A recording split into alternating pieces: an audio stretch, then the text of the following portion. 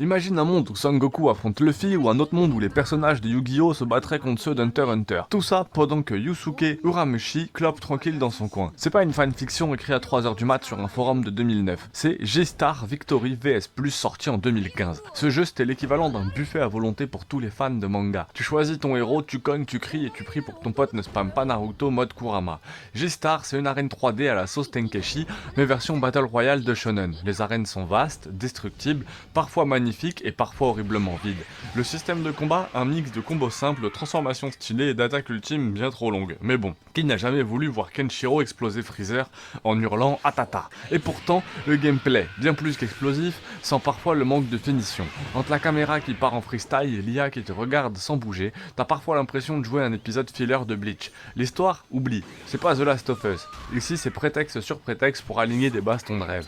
Tournoi dimensionnel, alliance improbable et une aventure sur une map en forme de planète avec des cases comme un Monopoly mal codé. Mais ce qui sauve le truc, c'est le fan service overdose. Des dialogues croisés entre personnages que tu ne verras jamais ensemble dans un animé officiel, genre Medaka qui remet en place Vegeta ou Aral qui poutre Kenshin. De l'or vraiment en bas.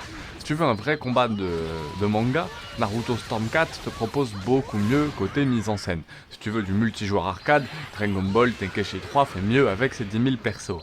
Mais G-Star c'est un peu autre chose, c'est un peu un fantasme, c'est ton cahier de collège où tu imaginais Light Yagami affronter Bob l'éponge. Et ouais, c'est perfectible, mais vraiment ça ose. Là où Jump Force est vautré en beauté dans un océan d'Unreal Engine 4 mal utilisé, G-Star VS Plus avait du charme, du cœur et des intentions nobles. Et surtout, il était fun, ce qui est quand même l'essentiel sur un jeu de ce style.